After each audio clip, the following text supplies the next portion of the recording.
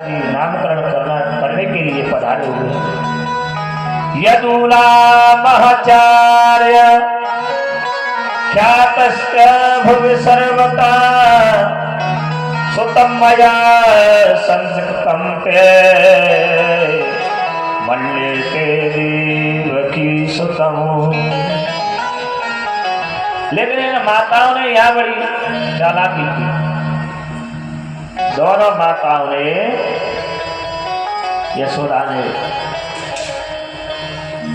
रोहिणी ने बालकों की अदला बदली कर दी। क्यों?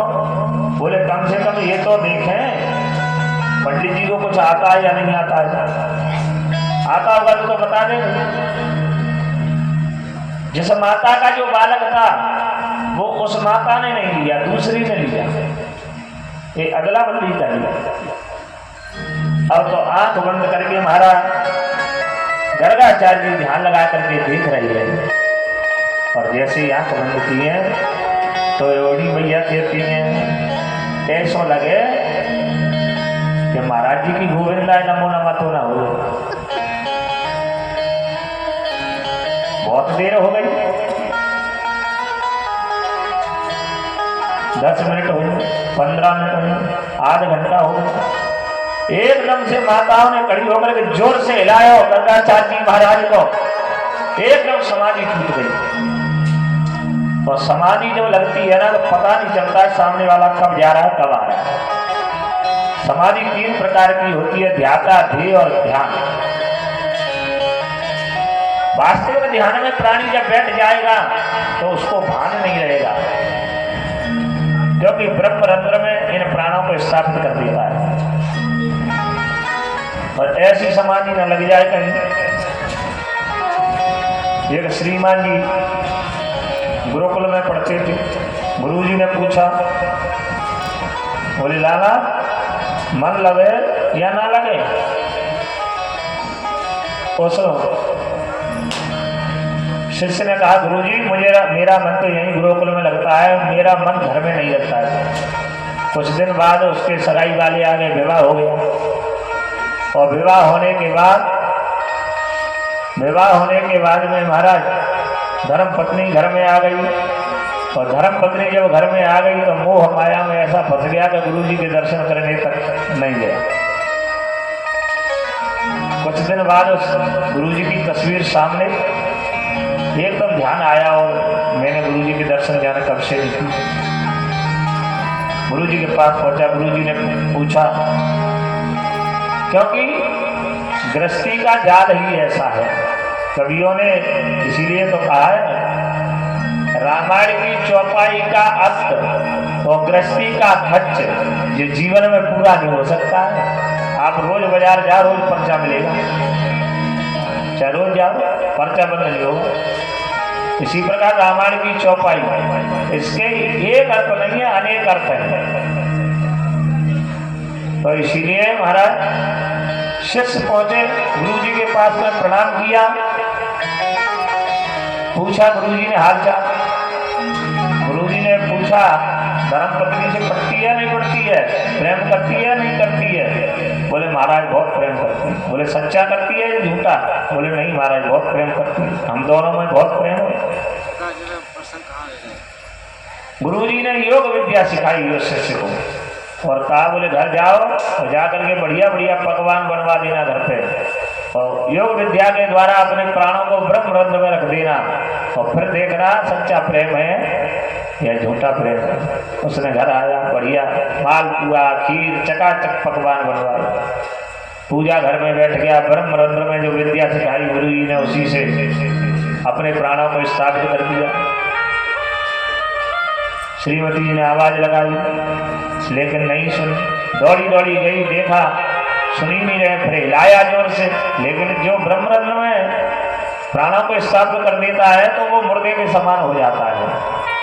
इसीलिए अब बेचारी सोचती है, वो सोचने लगी बेचारी, मैंने सुबह से इतनी मेहनत की इस पकवान बनाने में, और स्वामी जी तो सिधार गए। क्या करना चाहिए? अगर मैं जोर से रोना प्रारंभ करती हो तो मोहल्ला इकट्ठा हो जाएगा, तो पूरा पकवान धरा रह जाएगा। लेकिन रोती है कैसे, रोने लगी हो। सैया स्वर्ग पधारे गए, कछु नये मुख स्वभाग। इतने में स्वामी जी ने अपने प्राण ब्रह्मरंध्र से उतार लिए।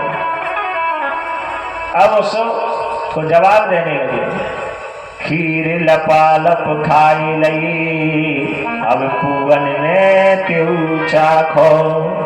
खीर तो खाई लिए, पूरा और खाई। एकदम गुरु जी का ऐसा ज्ञान प्रकट हुआ, घर परिवार को सबको छोड़ करके तो जंगल की ओर प्रस्थान कर गया। तो ज्ञान भी हो तो ऐसा है। आचार्य सुखदेव जी महाराज कहते, राजन ये समाधि यहाँ लगाई किसने? गर्गाचार्य जी महाराज ने। रोहिणी का पुत्र है, इनका नाम है राम, लेकिन बल की अधिकता से इनका नाम बलराम होगा। आसन वर्णाश्रयो यस्य गृहतो नयोगं तनो, शुक्लो रक्तस्तथा पीत, इदानीं कृष्णतां गता। मैया इनका पहले शुक्ल वर्ण था, फिर इनका रक्त वर्ण हुआ, फिर इनका पीत वर्ण हुआ। अभी इनका जो वर्ण है वो कौन सा है? बोले कृष्ण वर्ण है, इसीलिए इनका नाम मैं कृष्ण रखता हूँ। मैया ने कहा कैसा नाम रखो है जहाँ में जीव भी पलटा ना ले रहे, यही नाम मिलो तो रखने के लिए। गर्गाचार्य जी मैया कह रही है। बोले तो क्या रखें? मैया ने कहा जो तुम रख रहे हो बलराम और कृष्ण ये तो बने रहेंगे, लेकिन दो नाम मैं अपनी तरफ से रख लेती हूँ। बोले क्या नाम? बोले एक को नाम बलुआ और दूसरे को नाम कनुआ। ये मैया के नाम है। बलराम जी को जब बुलाती है तो बलुआ कहते, और कन्हैया को बुलाती है तो कनुआ कहते। ये दो नाम रख लीजिए। आचार्य सुखदेव जी महाराज कहते, राजन माँ का भाव है यहाँ, दोनों ने नाम रखे हैं यहाँ मैया ने, दोनों बालकों के। गर्गाचार्य जी महाराज ने तो यहाँ ब्रह्म समझ लिया था, इसीलिए समाधि रखी। वास्तविक ब्रह्म का अवतार हो चुका है, इसीलिए आज मैया ठुमक ठुमक करके आंगन में कन्हैया को आनंद से नचाती है और भावों को प्रकट करती है। नाचे नंद लाल नचावे हर की मैया, नाचे नंद लाल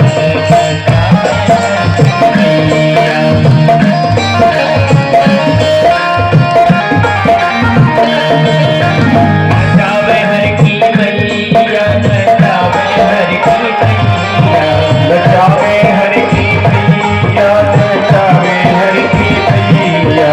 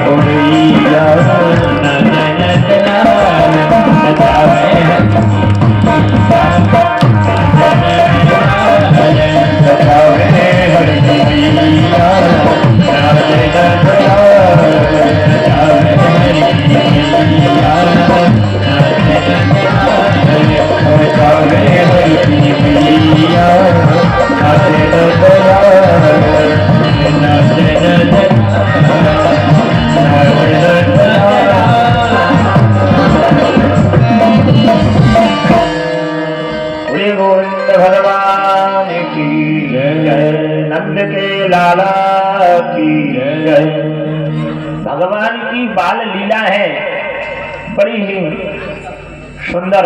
यहाँ सुखदेव जी महाराज ने श्रवण करा ही राजा परीक्षित। एक दिन की बात, नंद बाबा शालग्राम भगवान को स्नान करा रहे थे और घुटवन घुटवन करके कन्हैया नंद बाबा के पूजा गृह में प्रवेश कर गए। और पूजा गृह में जैसे ही पहुंचे हैं तो देखा शालग्राम भगवान खूब नहा रहे हैं, स्नान करा रहे हैं पंचामृत से। कन्हैया ने देखा जाने कितने दिन से स्नान हो रहा है इनका, कितने मीठे हो गए होंगे। जैसे ही आंख बंद की नंद बाबा ने और बगल से जैसी निकल करके घुटमन घुटमन और शालग्राम को उठाया और कप से मुंह में डाला। शालग्राम भगवान मुंह में, और जैसे ही नंद बाबा ने आंखें खोली सामने शालग्राम भगवान नहीं। पूछने लगे, बोले लाला। अब लाला बोले तो जब जब मुंह खाली हो, मुंह में तो शालग्राम भगवान है, बंद है। बोले लाला, बोले हूँ। बोले लाला शालग्राम भगवान लिए? बोले हूँ। क्योंकि अब बोले कैसे लाला? समझ गए नंद बाबा यही को काम है छोरा को। एक गुलचा मारो गाल में, और जैसे ही गुलचा मारो शालग्राम निकल के बाहर आ। नंद बाबा ने गंगा जल से पंचामृत से स्नान करायो, चंदन लगायो, सुंदर सुंदर तुलसी दल पधरायो। ऐसे भगवान की बाल लीला है ब्रज में।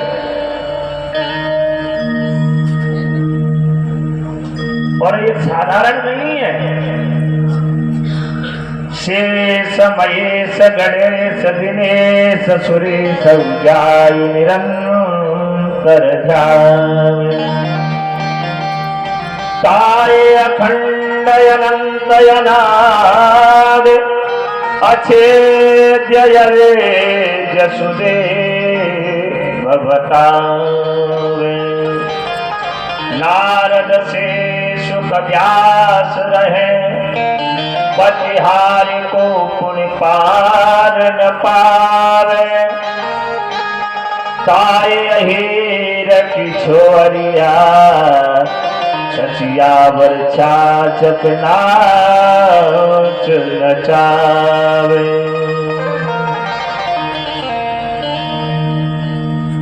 ये थोड़ी सी छाछ के पीछे उस पूर्ण ब्रह्म परमात्मा को ब्रजवासी नाच नचाते हैं, जिसको शेष महेश दिनेश गणेश उजाय निरंतर ध्यान। लेकिन धन्य ब्रजवासी, इसलिए बिना प्रेम रीजत नहीं नटवर नंद किशोर। जहाँ प्रेम होगा वही मेरा गोविंद रीझ सकता है।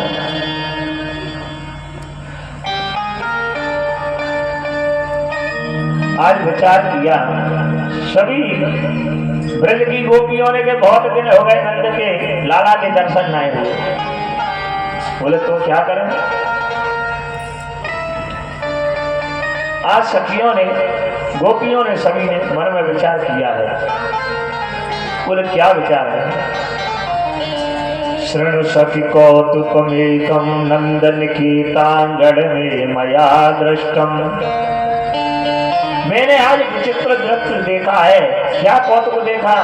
बोले आज नंद को छोरा गाय चरा के और शाम को वापस आ रहा है। और शाम को जब सूर्य का अस्तांचल की ओर जब सूर्य जाते हैं तो सूर्य की किरणें और गायों के खुर से जो धूल उड़ती है, वो धूल में कुछ चमकने कण होती है, और वो कण गायों की खुर से उड़ करके और नंद के छोरा के चेहरा पर चिपक जाते हैं। और उन पे जब किरणें भगवान की अस्तांचल की ओर जब जाता है सूर्य, तो वो किरणें जब पड़ती हैं,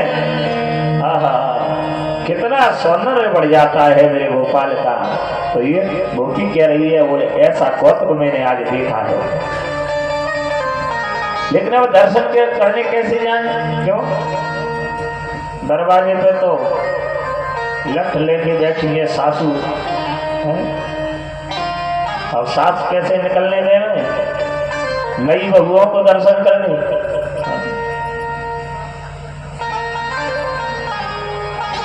कई कई तो भैया कहें बोले महाराज जी क्या करें, बहू हमारी एक बात ना माने।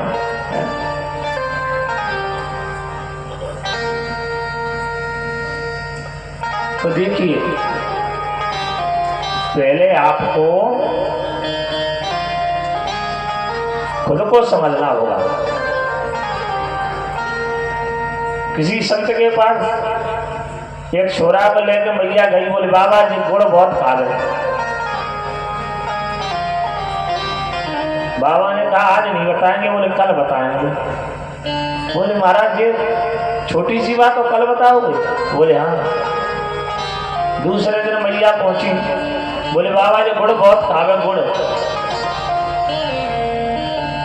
बाबा ने कहा बोला बेटा गुड़ मत खाया कर, ज्यादा गुड़ ज्यादा मीठा शरीर के लिए हानिकारक होता है। ज्यादा कोई भी चीज हो अति सर्वत्र वर्जित, भोजन भी यदि कर लोगे वो भी विष बन जाएगा। अजीर्ण भोजनम विषम, विष बन जाता है। वो मैया ने कहा बाबा जी छोटी सी बात तो कल भी बता देते आप, फिलहाल गुड़ मत ज्यादा खाया कर।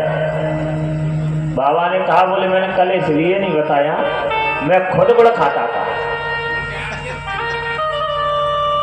जब मैंने आज बंद कर दिया तब मैंने इससे कहा है। तो खुद को समझना होगा। गोपियां मन में विचार कर रही हैं हम जाएं तो जाएं कैसे दर्शन करने के लिए।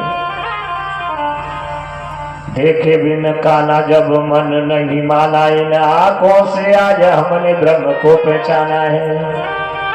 कृष्ण पद कमलों में मन को लगाना, इन गोपियों का ताना ही तो उल्हाना बाना है। ये ताना लेकर के गोपियां उल्हाना देने के लिए आज जा रही हैं।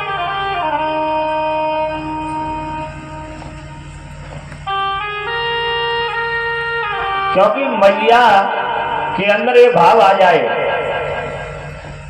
चाबी को जेब से लटकाना बंद कर दे, नहीं तो सास जब बाहर जावे ना तो बहू घर है ताला लगा के चाबी बगल में डाल के ले लो। और अगर छूट भी जाए ना छूट तो कथा में आ जाए तो बाबू मन वहीं जाए, बोले क्या करें जहाँ पे कैसे जाए, क्यों बोले ताला नहीं लगा पाए वो बहू घर पर।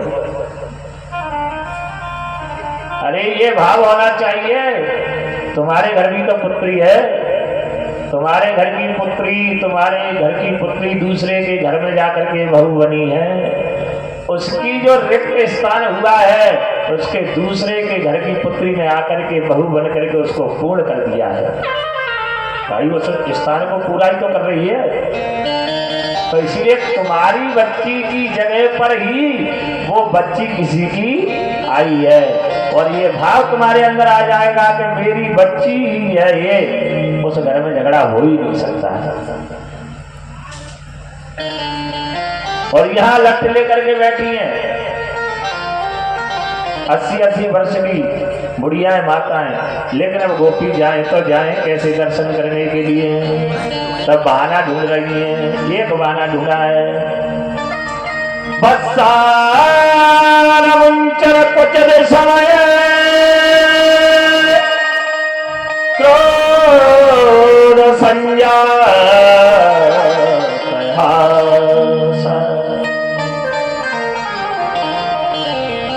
दरवाजे पर भीड़ लगी है, सभी गोपियां एकत्रित होकर के आज मैया यशोदा के महल के सामने। गोपियां बोली आपको लाला हमारे घर में जावे, और क्या करें, बोले बस्सान मुंचन क्वचद समय, हमारी गायों के धोने का समय जब होवे ना तो बछड़ों को छोड़ देंगे। तो मैया ने कहा तुम्हारा काम ही तो करे लाला मेरो है, बछड़ा छोड़ रहा है तो काम ही तो कर रहा है। बोले नहीं, असद समय है। बोले बात जब दूध धोने को जब समय आवे बात से पहले ही छोड़ देवे तो हमारी गायों के पूरे दूध को बछड़ा पी जावे, हमें दूध ना मिले। ऐसे काम कर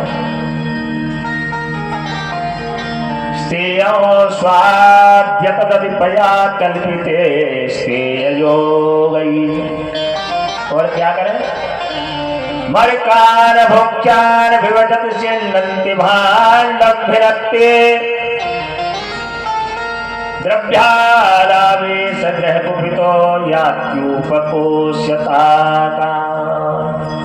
बोले हमारे घर में जो मक्खन की मटकी है ना, उनको मरकान भोक्यान, बोले उन मटकियों को मक्खन भी खावे और मटकियों को भी फोड़ देवे।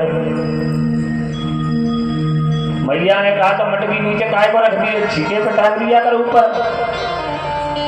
गोपियां कहने लगी, बोले खूब ऊंची टांग दें लेकिन ये पूरी मंडली जावे। और मंडली का नाम क्या है?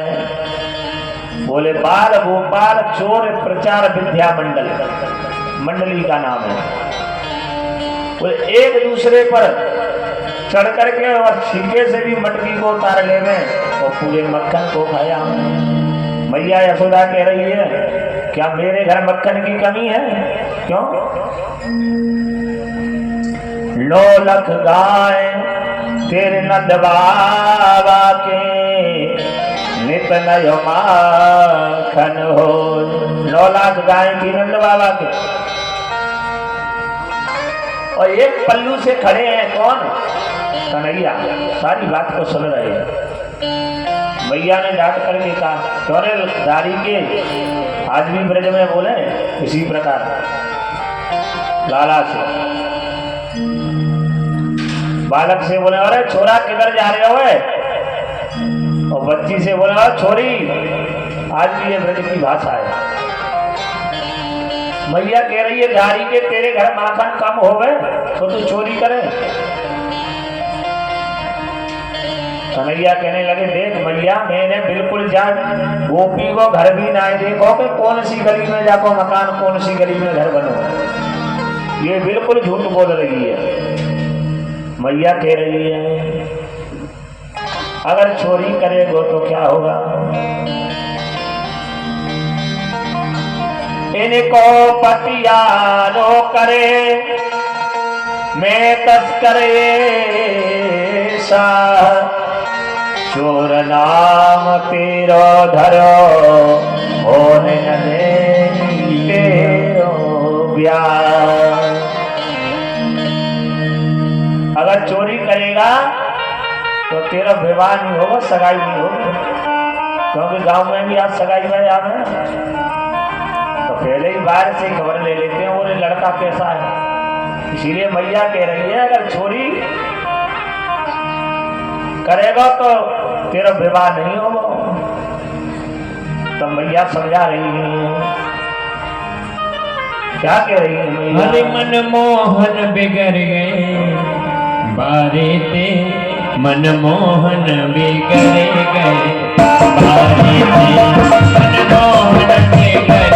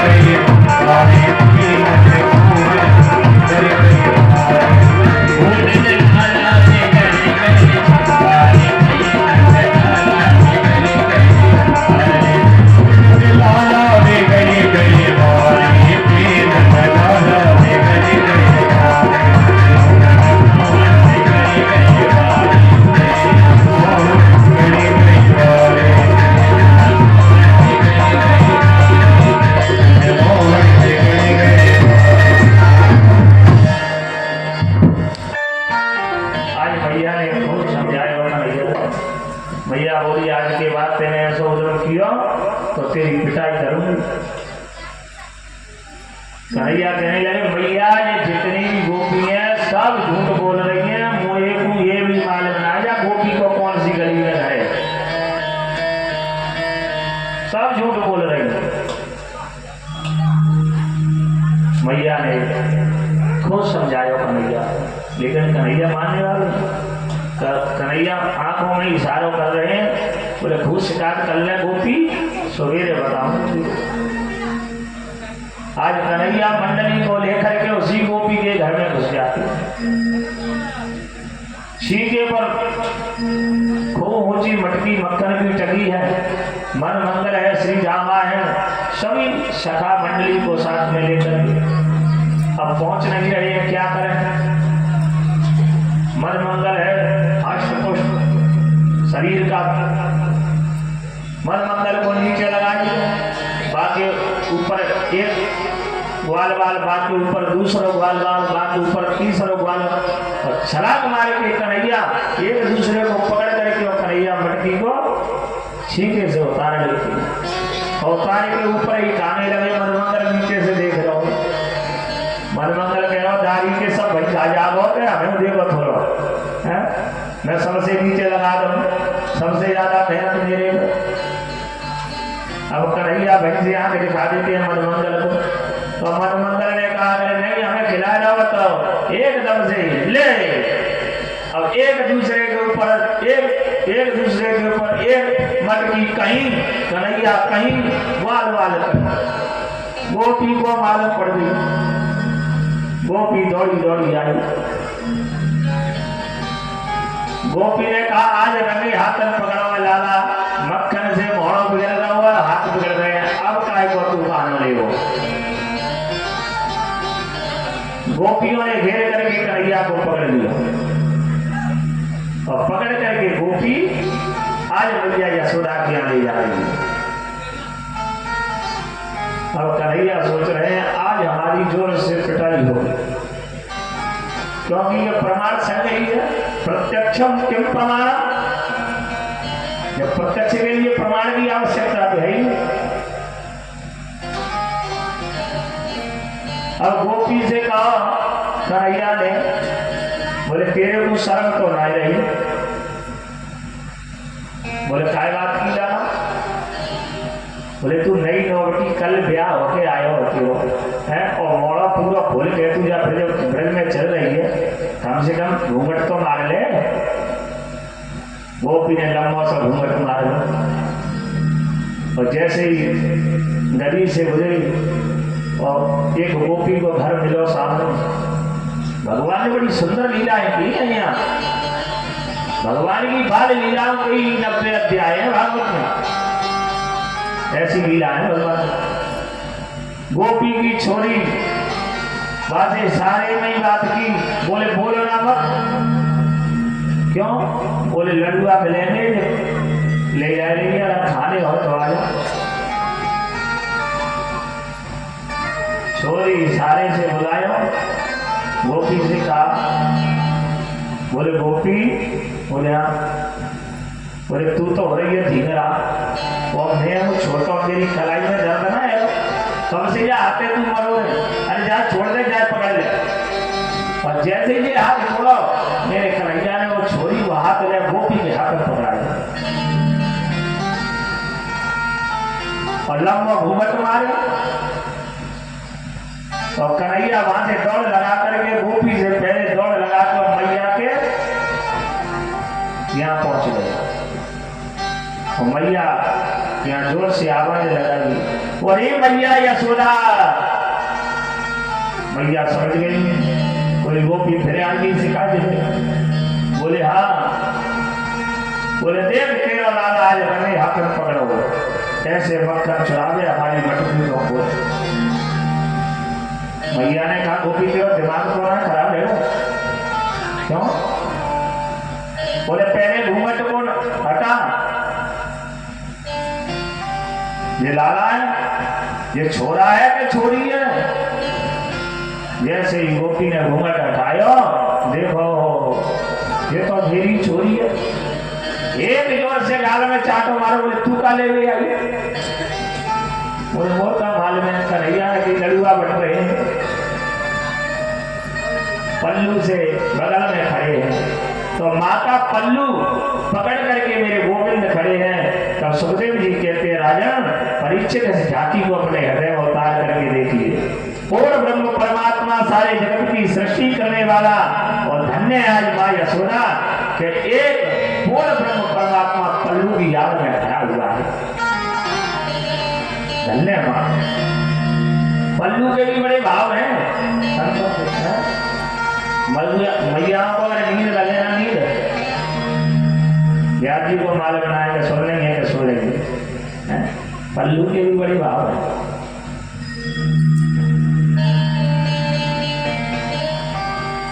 और जब बालक को दुग्ध पिलाना हो तो पल्लू से ढक के और बालक को भी दुग्ध का पान करा दो, और गर्मी लगे तो पल्लू से ही पंखा बनाए लो,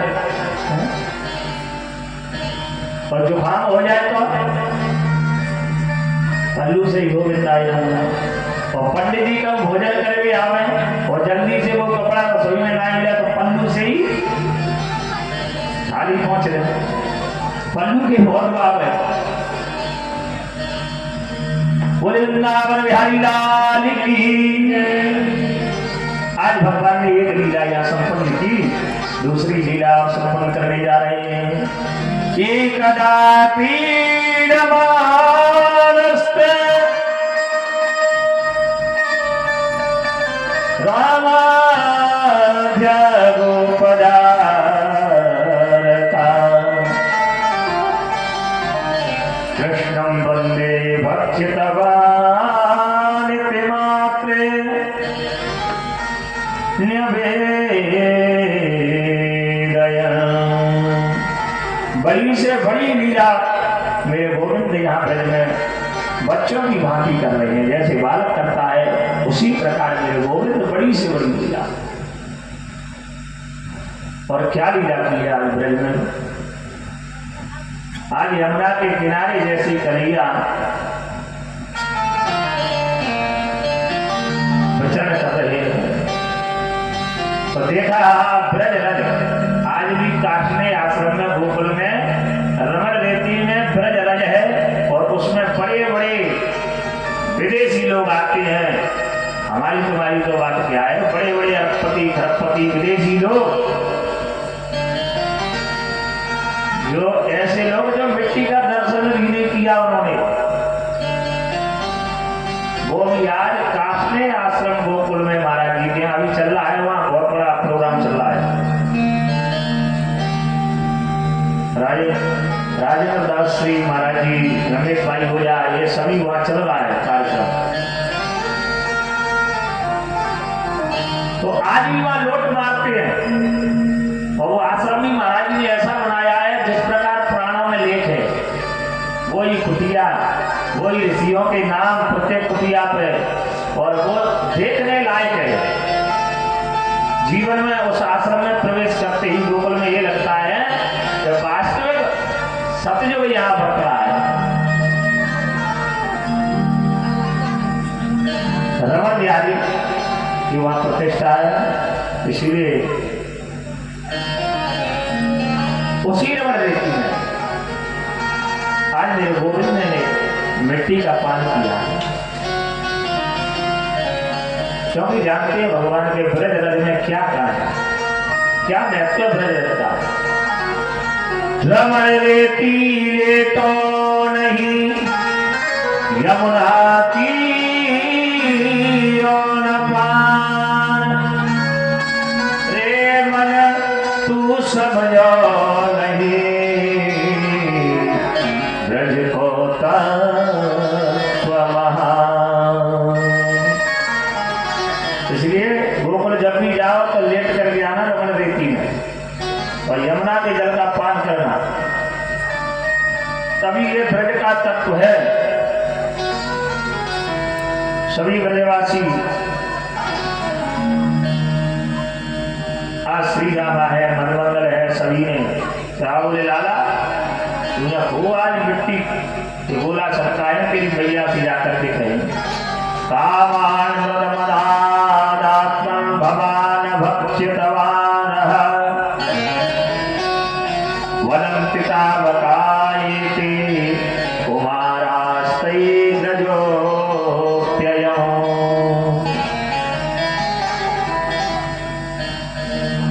बोले लाला तूने मिट्टी को खाया है? बोले नहीं भैया मैंने नहीं खाया है। बार बार भैया पूछती।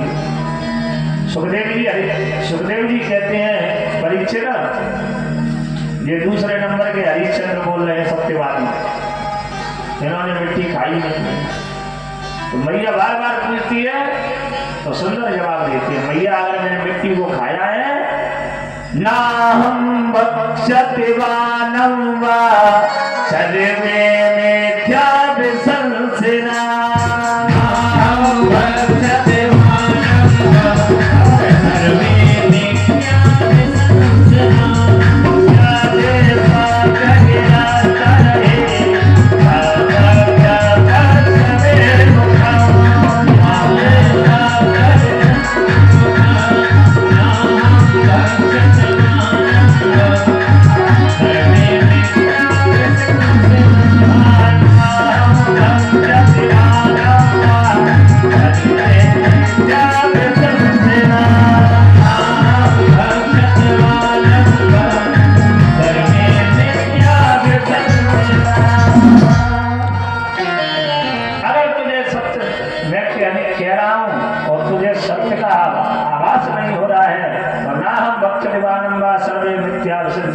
जितने ग्वाल वाले हैं ये सभी झूठ बोल रहे हैं। क्यों?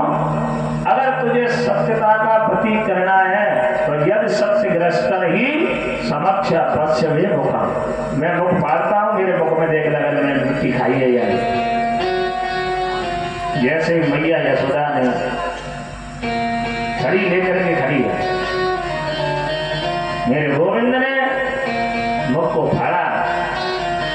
आज पूरे ब्रह्मांड का दर्शन मैया यशोदा मेरे कन्हैया के मुखार बिंद में कर रही है। और यहाँ बड़े भाव हैं संतों के, कई भाव हैं। ब्रह्मांड में 14 प्रकार के लोग हैं, 14 लोग में निकलता, ये सभी 14 लोग कन्हैया के मुखार बिंद में दिख रहे हैं। मृत्यु लोग ये भी कन्हैया के मुखार बिंद में दिख रहा है। मृत्यु लोक में 9 प्रकार के वर्ष हैं, वो भी कन्हैया के मुख में दिख रहे हैं। 9 प्रकार के वर्षों में जो भारतवर्ष है वो भी मेरे गोविंद के मुखार बिंद में दिख रहा है।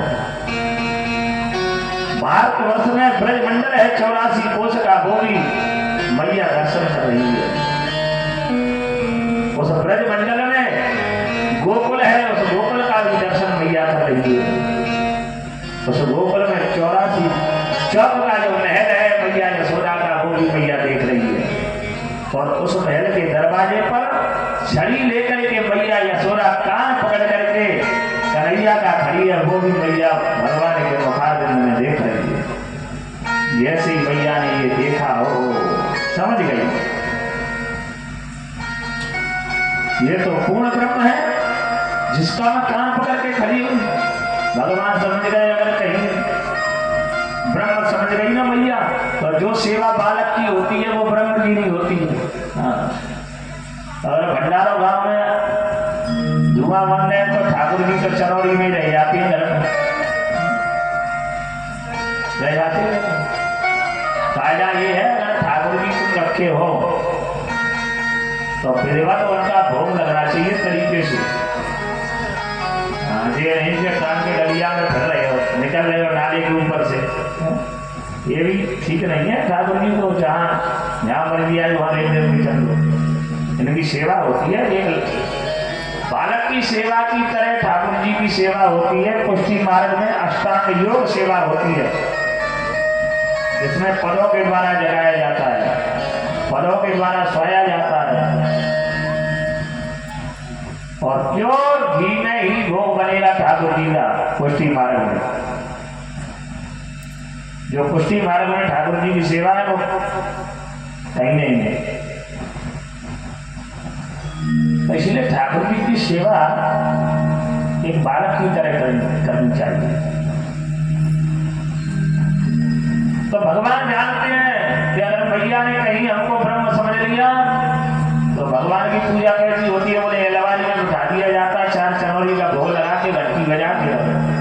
लेकिन यहाँ माँ का प्रेम उमड़दार है, और जो माँ का दुलार है वो पुत्र की भावना से ही प्राप्त होगा। एकदम भगवान ने माया को प्रकट कर दिया। वैष्णवी व्यकनोन माया पुत्र स्नेहमयीं भुवा। जो पहले भाव था वही भाव माँ के अंदर प्रवेश कर दिया। एकदम सब भूल गई, कुछ नहीं दिख रहा है। अब मैया पूछ रही, बोले लाला अभी अभी मैं तेरे मोड़े में कुछ देख रही थी।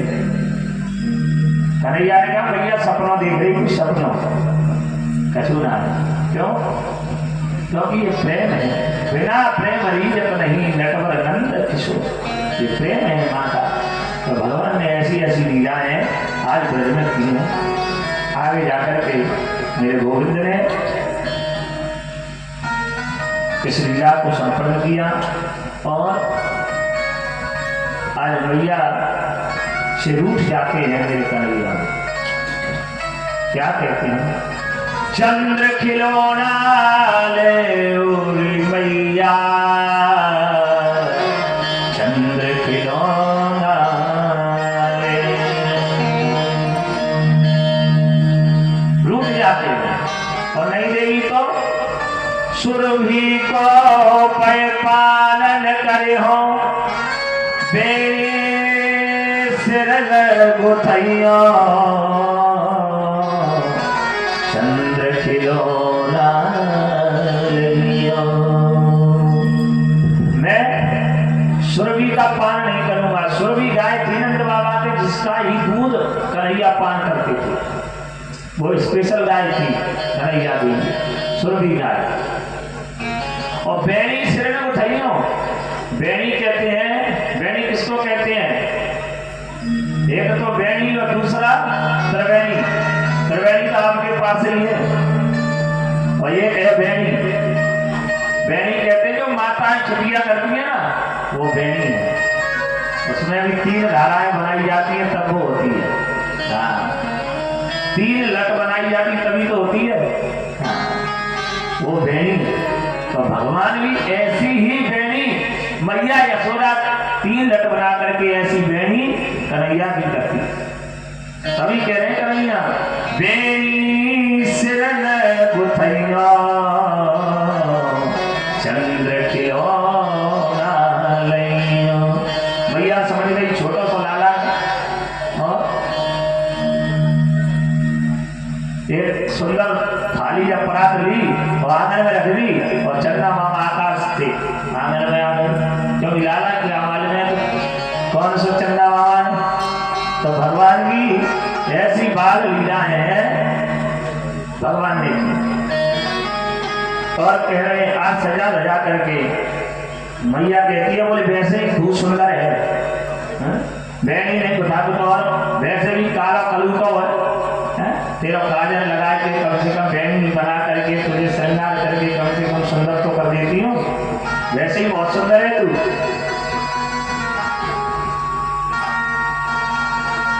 आज श्रृंगार कर रही है मैया, तो कैसा श्रृंगार? तो कन्हैया आज काजल नहीं लगवा रहे। आज भी देखा हुआ अपने बालकों को, जैसे ही मैया काजल लगा रही गोदी में लेते तो लाला न्यों कर ले,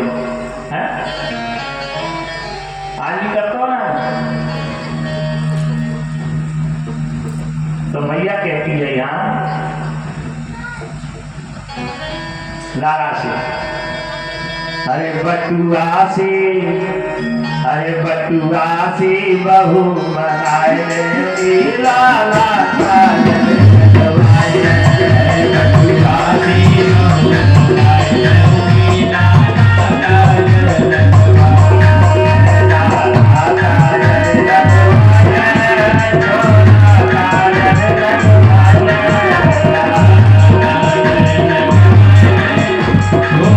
काजल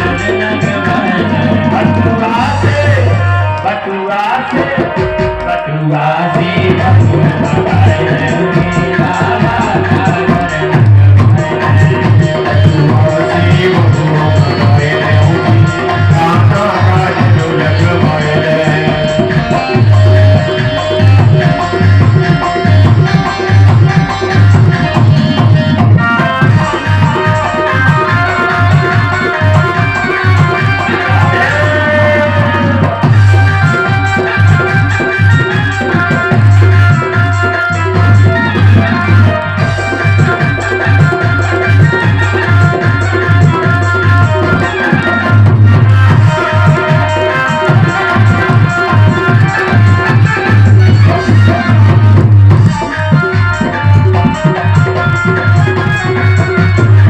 अरे जो लाला तुझे भूख लगेगी लाला तुझे भूख लगे आओ जो लाला तुझे भूख लगेगी जो लाला तुझे भूख लगे अरे भूख लगेगी लाला प्यास लगे लगेगी लाला प्यास लगेगी अरे भूख लगेगी लाला प्यास लगे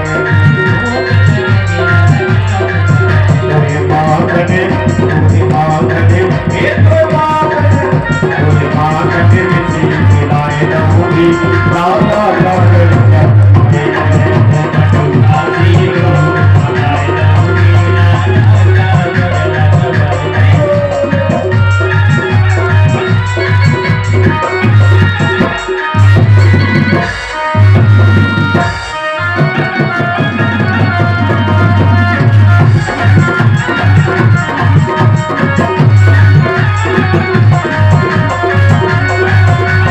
और क्या करेंगे भैया जो काजल नहीं लगवावे जो तू काजल नहीं लगवावे काजल नहीं जो तू काजल नहीं लगवावे जो तू काजल नहीं लगवावे जो तू काजल नहीं लगवावे पंच पकड़ ले जावे आपको गल से पकड़ ले जावे पंच पकड़ ले जावे आपको गल से पकड़ ले जावे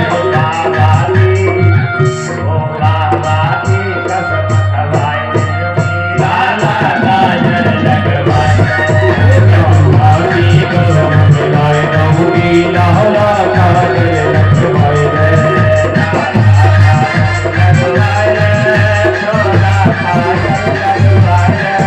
लाला काजल लगवाए रे छोरा काजल लगवाए रे।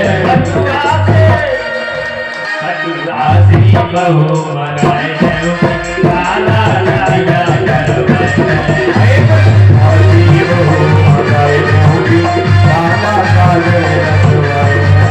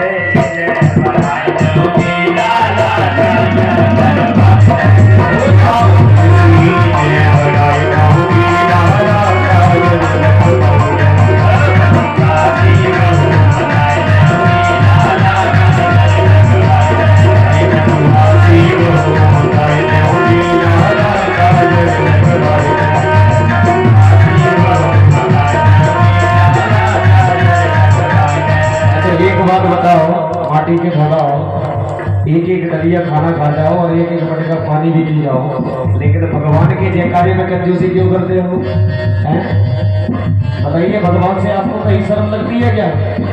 आपके गांव में 100 मंदिर सुने हैं मैंने, और भगवान के नाम पर जयकारे के नाम में नीचे गर्दन झुका देते हो कि हे भगवान जयकारा ना बुलवाना, नहीं तो हमारी तिजोरी खाली हो जाएगी, है ना? एक बार जोरदार दोनों हाथ उठा करके और ठाकुर जी महाराज को अपना जीवन समर्पित करते हुए बोलिए मां के बिहारी लाल की। और साथ में गुनगुनाएंगे, कहेंगे क्या? ओ बटुआसी, हाँ बटुआसी, बटुआसी बहु मकाए ने होली ना ना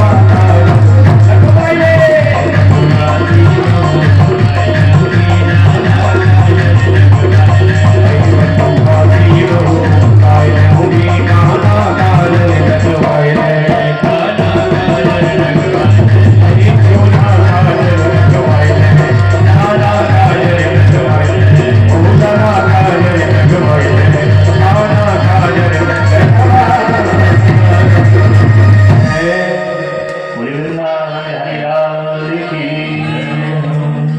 आज मैया ने लाला से कहा, विवाह और चुनाव यानी कि कोई मना करता है? कोई नहीं करता है। आज कन्हैया तो मैया ने पकड़ा और पकड़ करके सुंदर बेनी की काजल लगाया और कन्हैया के एक मस्तक में काजल यहाँ भी लगा दी। आज भी बालकों के माताएं लगाती हैं। ये मैया यशोदा ने इस कार्य को किया और भगवान और बड़े हो गए। आज गौ चारण की आज्ञा मांगी भगवान ने, तो यहाँ भागवत जी में एक सुंदर श्लोक आया है। कौन कौन सी कैसी कैसी गायों को भगवान चराने के लिए गए हैं? अजा गावो महिषश्च, अजा कहते हैं बकरी को, गावो माने गाय और महिषी माने कहते हैं भैंस को। क्या भगवान ने गाय बकरी भैंस ये तीनों को चराया? लेकिन इसमें कह रहा है अजा गावो महिषश्च। यही तो भाषा है, कल मैं कह रहा था संस्कृत की, लिखा कुछ है लेकिन अर्थ कुछ हो और अलग जाएगा। अजा माने माया भी होती है और अजा माने श्रिया भी होती है।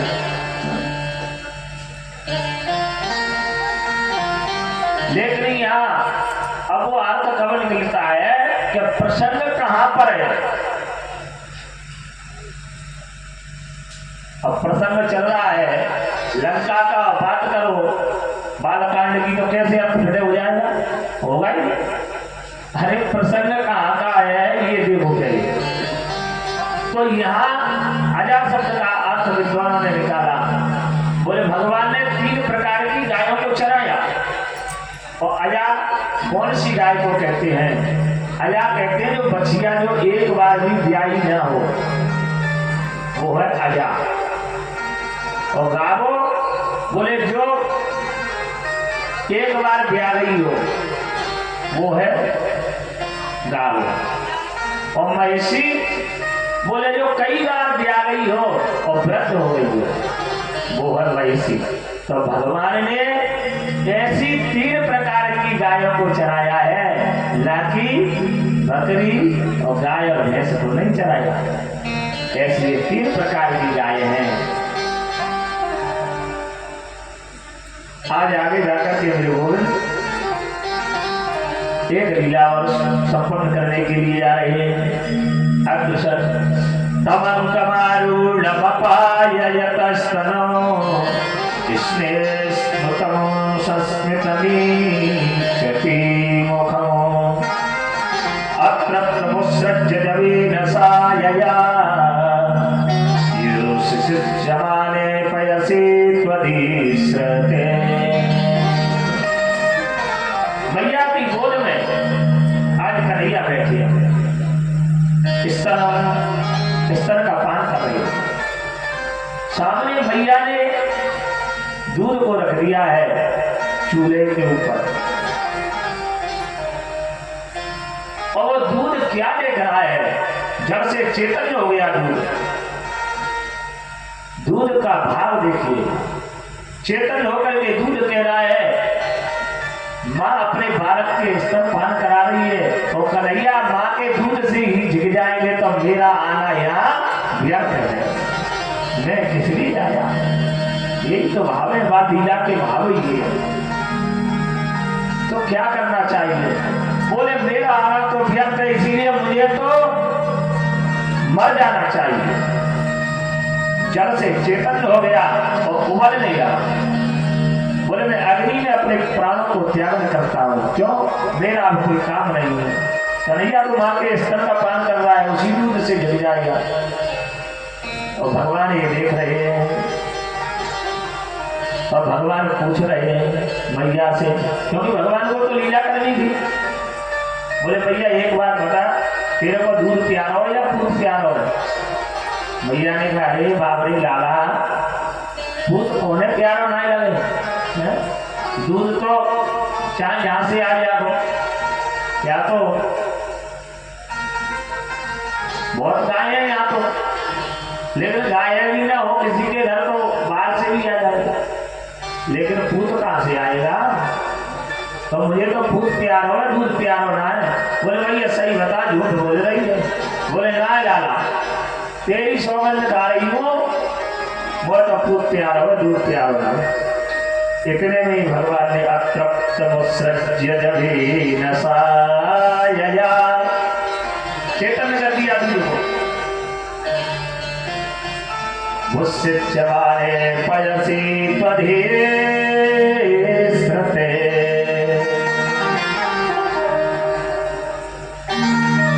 दूध उफान पा गया, और जैसे ही उफल करके और चूल्हे में गिरने लगा, मैया ने देखा, एकदम से लाला को गोदी में तो उठाया और धड़ाम से पटक करके और दौड़ करके भागी दूध को। आज भी माता, जो माता है घरों में, उनका अगर दूध कहीं चूल्हे में रखा हो और बालक आज भी गोदी में हो तो उसे एकदम से पटक करके और दूध की तरफ दौड़ लगा दो। आज भी अब तो कन्हैया क्रोध में आ गए, क्योंकि ये दूध भी पूर्व जन्म का संत है जो यहाँ पधारा है दूध बनकर, कोई साधारण नहीं। सुखदेव जी कहते हैं, परीक्षित इस जाति को अपने हृदय में उतार करके देखिए, कितना सुंदर वर्णन है। मैया ने दूध को उठाया, और जैसे ही दूध को उठा करके अब कन्हैया को गोदी में लेना चाहिए, लेकिन कन्हैया नहीं आ रहे, रूठ गए। बोले ना तेरे को तो दूध प्यार हो, दूध प्यार होना है। संजात को पस्फुरता संदस्य रविभर विमंत भाजनम।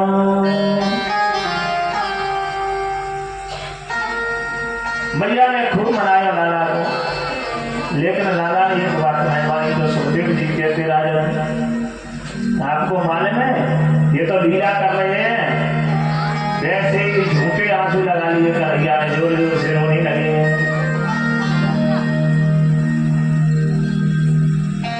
आज मैया ने कन्हैया को आज खूब मनाया, लेकिन एक बात नहीं मान रही कन्हैया। गुस्सा में आ गए कन्हैया, गुस्सा में आकर के कन्हैया ने एक पत्थर उठाया और जो पुरानी मटकी रखी थी, बहुत पुरानी, उन मटकियों में ध्यान से जाकर के मारे। राधे, और वो कितनी पुरानी मटकी थी, बहुत पुरानी। उस पुरानी मटकी में ऐसा मोटा सा पत्थर उठाया कन्हैया ने और ध्यान से जाकर मटकी फूट गई, पूरा दही आंगन में फैल गया।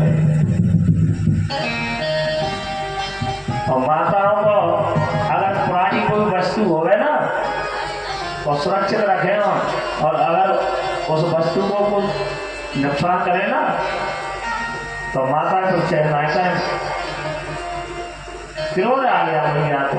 बोले एक तो कभी चंदा मांगे, कभी बहू मांगे, कभी खिलौना मांगे, नारी को परेशान करे।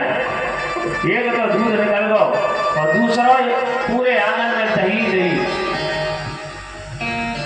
क्रोध में मैया आ गई, छड़ी हाथ में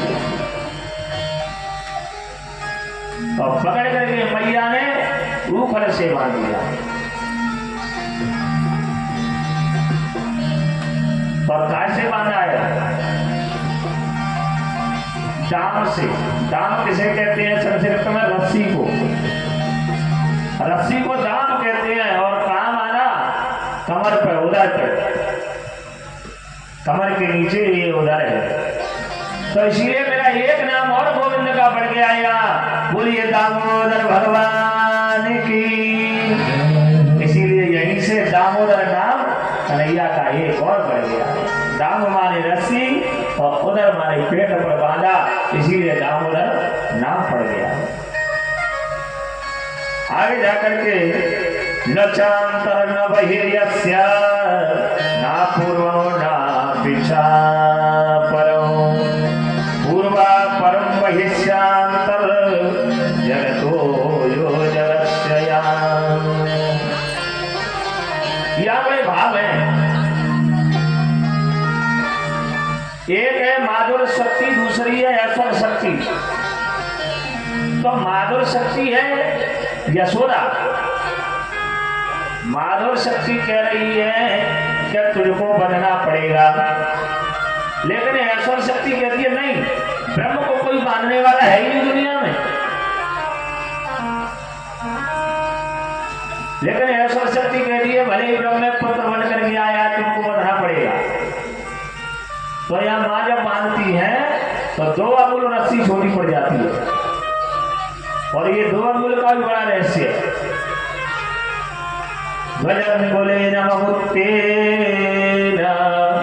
चंदते गोपविष्य का। 2 अंगुल रस्सी क्यों छोटी पड़ी? 3 नहीं पड़ी, 4 नहीं पड़ी, लेकिन 2 ही को पड़ी।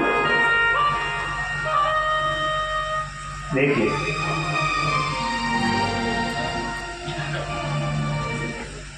भगवान कितने अंगुल के हैं? क्या भगवान 10 अंगुल के हैं और प्रकृति 8 अंगुल की है। गीता में लिखा हुआ है अष्टधा प्रकृति है 8 अंगुल की और भगवान 10 अंगुल की है। तो प्रकृति अगर बांधना चाहे भगवान को बांध नहीं सकती है, क्योंकि प्रकृति 8 अंगुल की है और भगवान 10 अंगुल के, इसीलिए 2 अंगुल रस्सी छोटी पड़ जाती है। ये 2 अंगुल के बड़े भाव है। समातोषित गात्राया बलस्रजा दृष्ट्वा परिश्रमं कृष्ण। इतना परिश्रम करने लगी माता। दृष्ट्वा परिश्रमं कृष्ण। दृष्टा माने देख रहा, परिश्रम माने मेहनत। किसने देखा? बोले कृष्ण, कन्हैया ने। जब मां थक गई तो फिर क्या किया? कृपया सीता स्वबंधने, स्वयं जाकर के बंध गई, क्योंकि मां थक गई है। क्योंकि नारद जी का श्राप लगा था। ये यमला के नलकुबर के पुत्र थे। ये 2 वृक्ष हैं यमला अर्जुन के, नलकुबर के पुत्र हैं। ये नारद जी के श्राप से वृक्ष बन गए थे। इसीलिए भगवान ने सोचा, बोले हम तो इनका भी उद्धार करना है। इसीलिए भगवान आज उस ऊखल को लेकर के वृक्षों के बीच से निकलते हैं। श्री राधे। भगवान आज उस ऊखल को लेकर के और वृक्ष के बीच से जैसे ही निकले, दोनों वृक्ष राम से पृथ्वी पर गिर जाते हैं।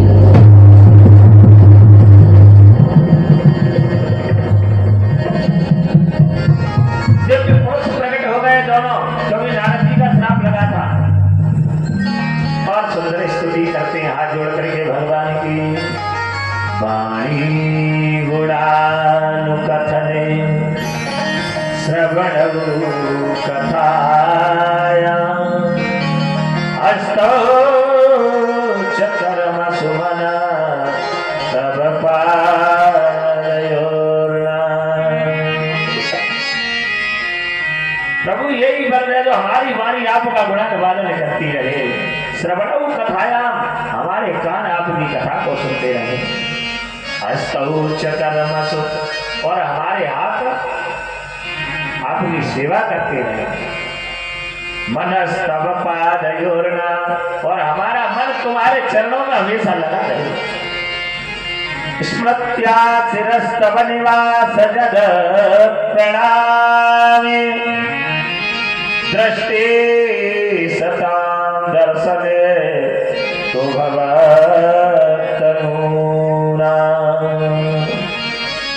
हे प्रभु, यही स्तुति की कि हमारा हमेशा मन तुम्हारे चरणों में लगा रहे। और वास्तविक बात यही है कि हाथ तभी सार्थक है इन हाथों से ठाकुर जी की सेवा अर्चन हो। ये कान तभी सार्थक है जब इन कानों से भगवान की कथा को श्रवण किया हो। ये नेत्र तभी सार्थक है इन नेत्रों से वाकई यारी की झांकी का दर्शन हो रहा हो।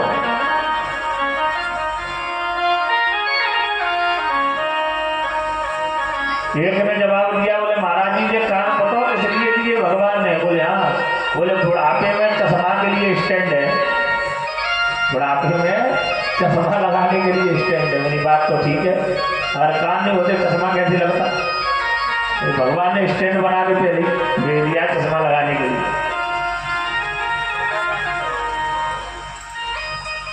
तो इसीलिए अपना कर्म इन इंद्रियों से करते रहना चाहिए, सार्थक होते हैं।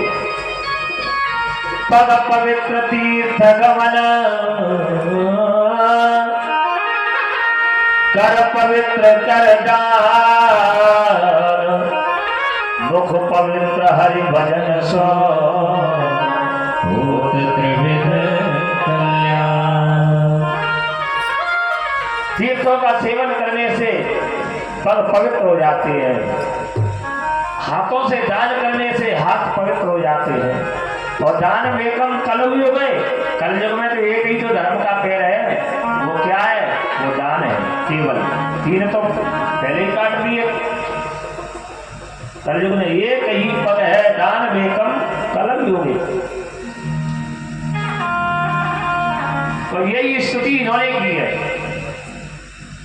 नलकुंवर के पुत्रों ने। अब सभी ब्रजवासी इधर, कहीं कोई राक्षस आ रहा है, कहीं कोई आ रहा है। ब्रजवासियों ने मन में विचार किया कि चलो अब यहाँ से वृंदावन की ओर चलते हैं। वनम वृंदावनम नाम वसभ्यो नवकाननम गोप गोपी गवां सेव्यो पुण्याद्रि किरण वीरधम। अद्भुत जगह है वृंदावन, जहाँ भक्ति देवी नृत्य करती है। धन्यम वृंदावनम तेना भक्ते नृत्यति यत्र च। जहाँ भक्ति आज भी नृत्य करती है। कौन कौन चलने के लिए तैयार है वृंदावन, ये बताओ। उसी हिसाब से गाड़ी करी जाएगी ना। हाँ, सवारी ज्यादा हो गई और छोटी गाड़ी तो फिर गड़बड़ हो जाती सब। वाह, ये तो बहुत सुंदर बात है। जो सो रहे हैं वो जग जाए, हाँ, और जग रहे हैं वो सोना नहीं, जग रहे हैं वो चलने के लिए तैयार हो जाए। बोले वृंदावन बिहारी लाल की। और वृंदावन क्या है? बड़ा सुंदर पद लिखा है। प्रेम की पिपास देख देख निज प्रेमियों क्यों, प्रेम का समुद्र सीमा तोड़ के बहाया है।